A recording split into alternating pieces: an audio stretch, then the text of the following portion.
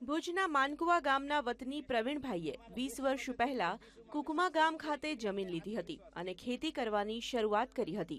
ત્યારે સૌ કોઈએ તેમને અટકાવ્યા હતા, પરંતુ પ્રવીણભાઈએ બધાની વાતને બાજુ પર હડસેલી મહેનત આરંભી। તેમણે જમીનને ફળદ્રુપ બનાવી બાગાયતી પાક લેવાની શરૂઆત કરી।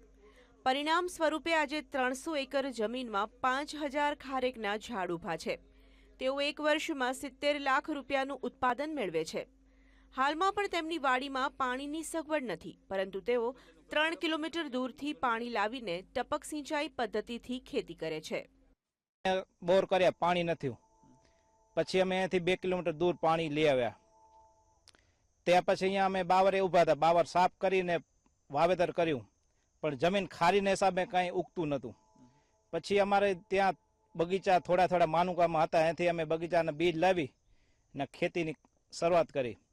પણ બીજા કોઈ રોપા અહીંયા ખારેક સિવાય ખારી જમીનમાં થતું નથી। પ્રવીણભાઈ તેમની વાડીમાં અલગ અલગ ભાતની ખારેકનું ઉત્પાદન કરે છે અને વેચાણ માટે વાડીમાં જ સ્ટોલ ઊભો કર્યો છે। કિલોના 50 થી લઈને 200 રૂપિયા સુધીના ભાવમાં તેઓ વેચાણ કરે છે।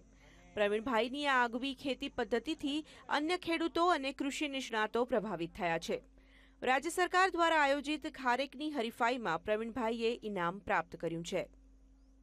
જે દેવા ના આવે તો વાલજીભાઈના પોતાના 50 એકરમાં ફાર્મ 8 થી 10 જુદા જુદા છે।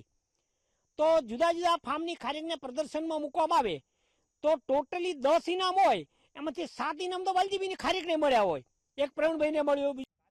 પ્રવીણભાઈએ ક્ષારયુક્ત જમીનને ખેતી યોગ્ય કરી આજે નંદનવન સમી બનાવી દીધી છે।